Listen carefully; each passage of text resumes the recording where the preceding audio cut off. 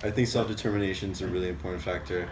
It's definitely a big driving force for me to achieve my goals as an individual. Growing up in Malaysia, my parents never went to college, so I've had the opportunity to actually attend Trinity and go to school and finish my college education. So it's it played a big role to keep me going and knowing that I'm doing something that my parents really wanted me to do, but at the same time it's something that I also wanted to do. And if I wasn't self-determined and just had people pushing me, I would definitely wouldn't have enjoyed it as much as I would. And it's fulfilling at the end of my 4 years here at Trinity. I know I did something that was part of my plan.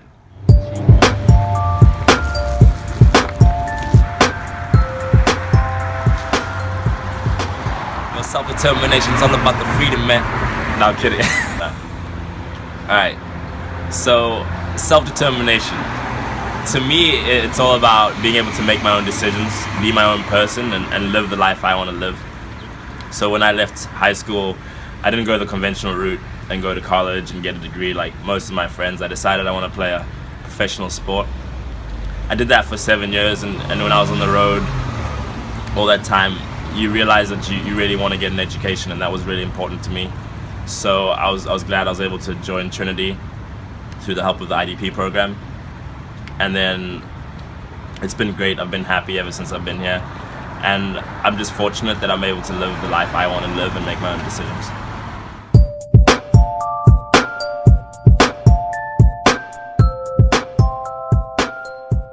Whenever you're ready. Self-determination for me has always been a very important aspect of my life. Coming from a family of 7, I'm the 5th child and I'm the first person to get my college degree. I've chosen a different path as opposed to my brothers and sisters who already have children and are starting, to have a family life and everything. So I've kind of wanted a different life for myself, and I've applied myself and overcome adversity several times throughout my life, and I'll continue to try to be the best that I can be and to live up to my full potential.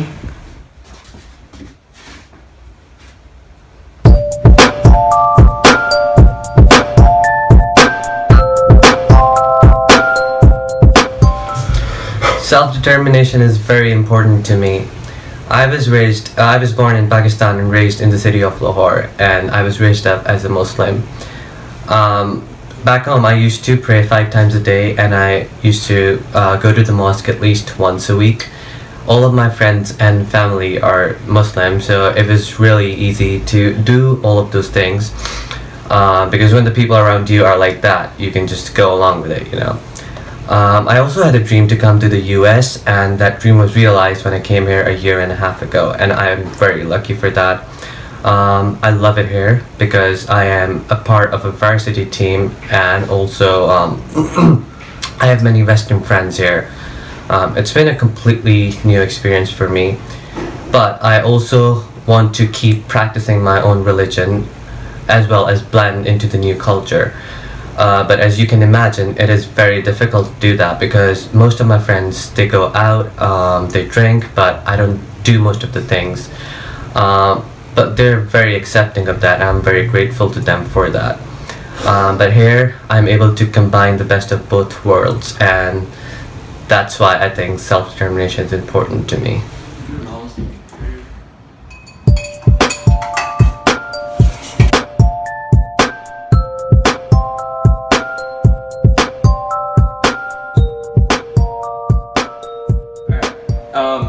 Well, what I believe that self-determination is for me is being able to make my own mistakes. Before I came to college, a lot of people made decisions for me, like my parents. And when I came to college, I thought that I wanted to be a little more independent than I had been before. And so I joined a fraternity, and my parents were not very supportive of it at all. And in retrospect, it might have been academically, it wasn't very good for me. It might have been a mistake academically. But I'm really proud that I made my own decision, and I feel a lot more independent because I made that decision.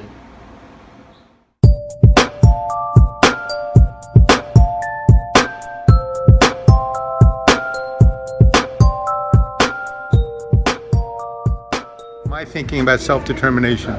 I was the first Asiente to go to college, and the only reason I went to college is because my high school guidance counselor told my parents I wasn't college material. And I thought about him on graduation day. I'm the only person in the Springfield College Hall of Fame that was cut by his coach 3 times. I just refused to believe that they were right, and I've spent my whole life trying to prove people wrong.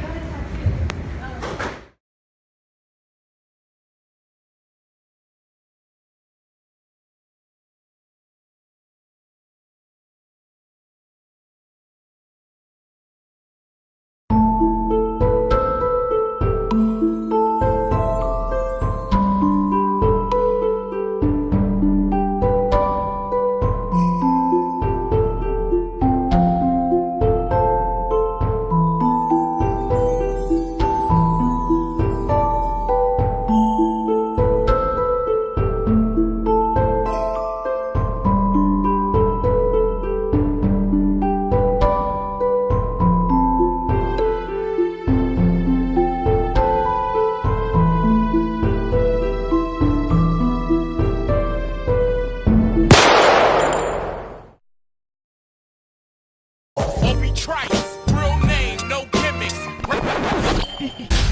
2 trailer park girls go round the outside, round the outside, round the outside. We got a bogey. I'm on the way. 2 trailer park girls go round the outside, round the outside.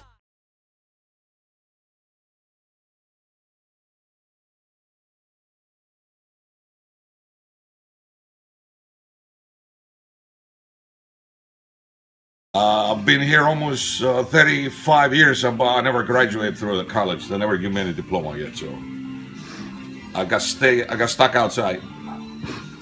You gotta remember, we're in the block of the city, so the campus is open. You got break-ins happening. You don't know. It could be a student. It could be the community. You don't know. So you have that little fear. If you see some black males, white males, or a group of diverse members outside, you're gonna tense. All right? You're gonna be like, oh, shit, let's keep walking. Don't say nothing. You have that fear. You're in the capital city. You're in the South End. Now, if it was all white students, non-white, would you tense up? No. Or if you're in broad daylight? I get it, yeah. You would think, unless you judge them by their attire, average students. Because you don't know everybody on campus or see them. As someone who was born and raised in Hartford for a while, and I've seen, the life that lots of these people here live, I think that lots of Trinity kids are privileged to a degree. I've had friends who have just mattresses, no furniture in their households, go to school every day and nobody really knows that they don't have much to go off of. I've seen things at Trinity that I can't even fathom myself having, mansions and like gates opening and things of the sort. So in terms of privilege, I think that kids here don't really know exactly what it is that they have. When I wake up in the morning and work all day till I go to the bed. Honestly, a lot of the locals around here, you have no reason to fear them. I think people just have a really skewed perspective of what the people in Hartford are like because of these little groups of kids that go on campus and bother us. For the most part, I grew up here and I'm friends with a ton of people who live in the area, whether it be 1 street, 2 streets, or even a couple blocks away. And I've brought them on campus, no problems, and everybody's loved them. But, everybody thinks, oh, if I take a walk at night in Hartford, I'm gonna get mugged, robbed, shot, or something of the sort. That's not the case at all. But where I came from is more of a rural. So when I first came here, it's like transitioning from rural life to urban life. So that's how I look at things. With my stories, the first thing that I realized was really amazing was taking a sorrow from one point to another, like taking a sorrow from Mother to North Campus. So I see kids taking bus at that very short distance. I was really surprised because in that distance, I would prefer walking because I know in that way I'm doing exercise and it's something that I also grew up doing, like walking for some long distances and going to fetch water, looking after cows, taking them for grazing and all this. Yeah.